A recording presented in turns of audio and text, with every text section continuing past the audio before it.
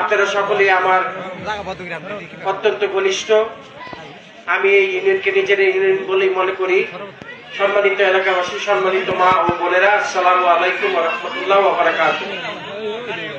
আশা করি আপনারা সকলেই ভালো আছেন। আমি এইমাত্র এখানে উপস্থিত হওয়ার পর সময় স্বল্পতা যেহেতু, এই জন্য আমরা হয়তো বক্তব্যে অন্য কাউরে দিতে পারলাম না। আমি সরাসরি নিজে দু চারটি কথা বলে এখান থেকে স্থান ত্যাগ করবো, কেননা আরো কয়েক জায়গায় আমি কথা দিয়ে ফেলেছি। কয়েক জায়গায় যে কথা বলতে হবে, দেখা করতে হবে। তবে আজকে আপনাদের এই বাজারে আসতে পেরে আমি অত্যন্ত খুশি এবং অত্যন্ত আনন্দিত যে এই বাজারে বোধহয় আমি আর আসার সুযোগ হয়নি।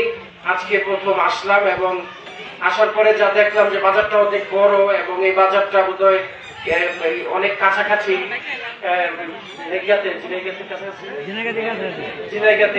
কাছাকাছি অবস্থিত, কলস নদীর পারে। তো আসন্ন ত্রয়োদশ সংসদ নির্বাচনে আমি ধানের শীষের প্রতীক নিয়ে নির্বাচন করতে যাচ্ছি। আমি খুব বড় আশা করে, খুব বড় প্রত্যাশা নিয়ে আপনাদের সম্মুখে উপস্থিত হয়েছি। আমি আপনাদের সেবা করতে চাই।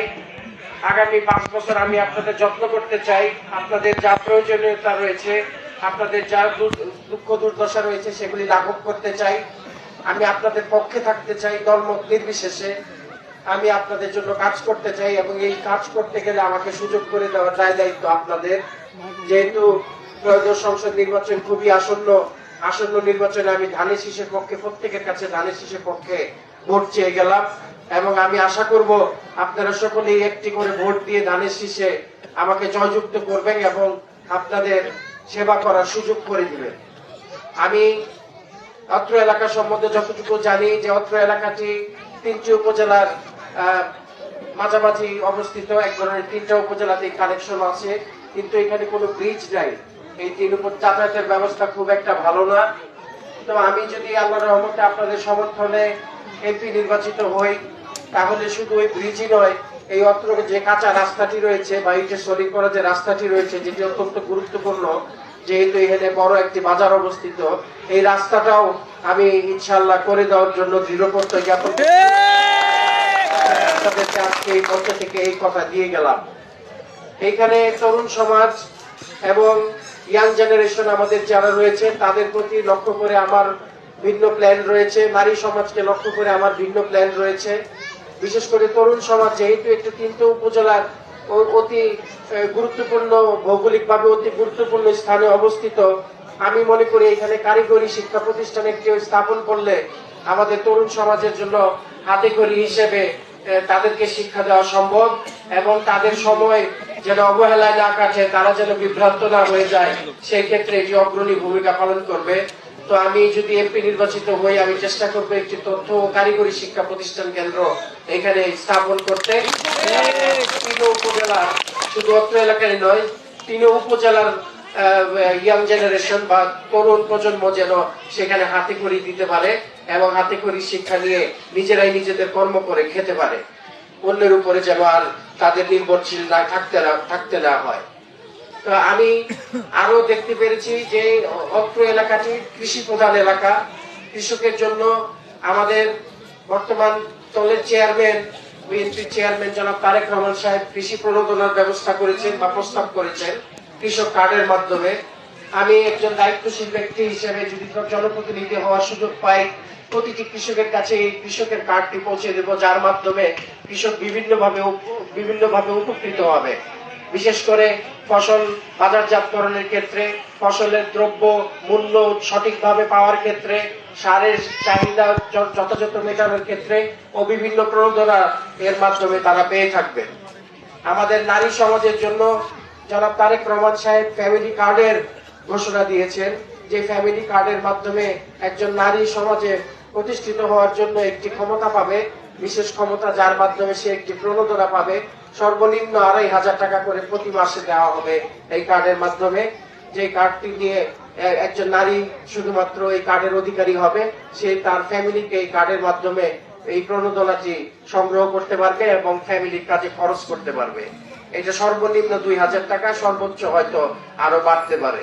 তো আমি দায়িত্বশীল ব্যক্তি হিসেবে বা প্রতিনিধি, আপনাদের প্রতিনিধি হিসেবে প্রতিটি নারীর হাতে বা প্রতিটি ফ্যামিলিতে একটি করে নারী কার্ড যেন পৌঁছে যায় সেদিকে আমি লক্ষ্য রাখবো এবং দৃষ্টি দেবো এবং চেষ্টা করব প্রত্যেকেই যেন এই নারী ফ্যামিলি কার্ডের অধিকারী হয়। অত্র এলাকাবাসী, আমি আপনাদের অতি সুপরিচিত, আপনাদেরই নেতা, প্রাণপ্রিয় নেতা মরহুম জনাব আলহাজ জাহেদ আলী চৌধুরী সাহেবের ছেলে।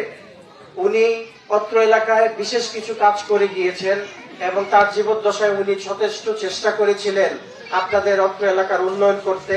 অত্র এলাকার বিভিন্ন ক্ষেত্রে উনি তার নিদর্শন রেখে গিয়েছেন বা হাতের ছোঁয়া আমি এখনো দেখতে পাই। তার অসম্পূর্ণ কাজ অনেকগুলো রয়ে গিয়েছে। আমি এই অসম্পূর্ণ কাজগুলো সম্পন্ন করতে চাই এবং আপনাদের সহযোগিতা চাই।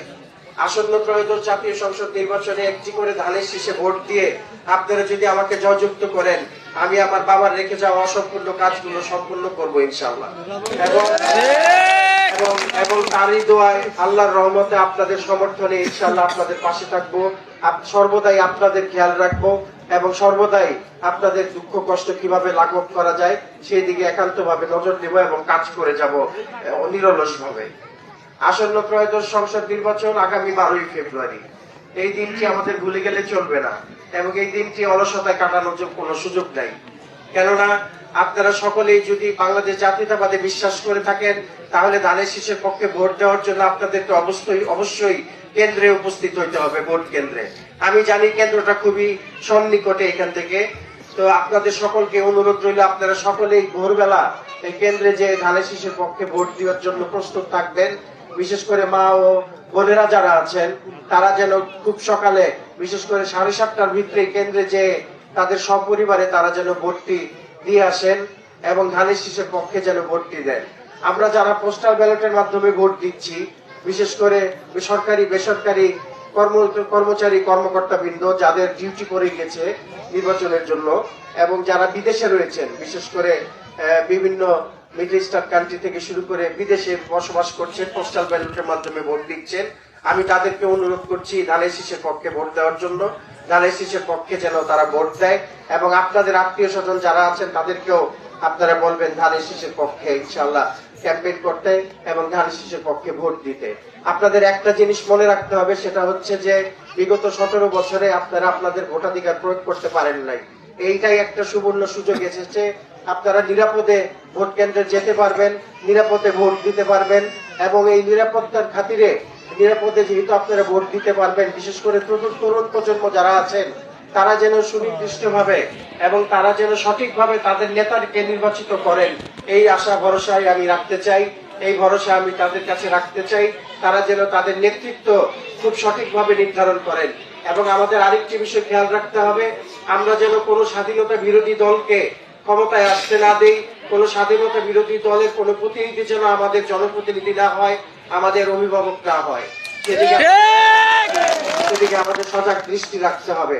ভোটের দিন কোনো ধরনের কারচুপি বরদাস্ত করা হবে না। কোনো ধরনের 2 নাম্বারই বলেন, কারচুপি বলেন, যাই বলেন না কেন, কোন ধরনের চালাকি চতুরি ষড়যন্ত্র আমরা সহ্য করব না।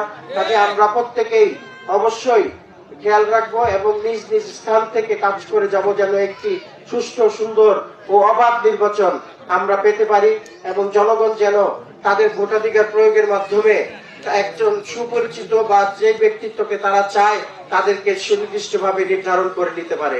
কোন ধরনের ষড়যন্ত্রই যেন এখানে জায়গা না পায়, কোন ধরনের কারচুপি যেন জায়গা না পায়, সেদিকে আমাদের সকলকে সজাগ দৃষ্টি রাখতে হবে। আপনারা রাখবেন তো নাকি? ধানের শীষের পক্ষে থাকবেন তো নাকি? ধানের শীষের পক্ষে? আচ্ছা, মা বোনরা এখানে অনেকেই আছেন যারা হয়তো সামনে আসতে দ্বিধাবোধ করছেন। আর যদি আপনারা জমাট হয়ে থাকেন, আমি আসবো আপনাদের সঙ্গে দেখা করতে, আপনাদের দোয়া নিতে। আসন্ন নির্বাচনে আপনারা সকলেই আমার দিকটা খেয়াল করবেন। আমি এলাকার সন্তান, আমি আপনাদের খুব কাছের ছেলে, আপনাদের ভাই ভাইস্তা, আমি আপনাদের সমবয়সীও হতে পারি। আপনারা আমার মা বোন বাবা ভাইয়ের মতো। কাজে আমার বিষয়টা খেয়াল করবেন এবং আমাকে ভোট দিয়ে নির্বাচিত করে আপনাদের সেবায় সুযোগ করে দিবেন। আমি যেন আগামী 5টা বছর অন্তত আপনাদেরকে সেবা করতে পারি। এর পরবর্তীতে আপনারা আমার সেবার উপর ভিত্তি করে বিবেচনা করবেন যে কি করবেন না করবেন। ইনশাআল্লাহ আপনারা সকলেই ভালো থাকেন, সুস্থ থাকেন। আসসালামু আলাইকুম ওয়া রাহমাতুল্লাহি ওয়া বারাকাতুহু।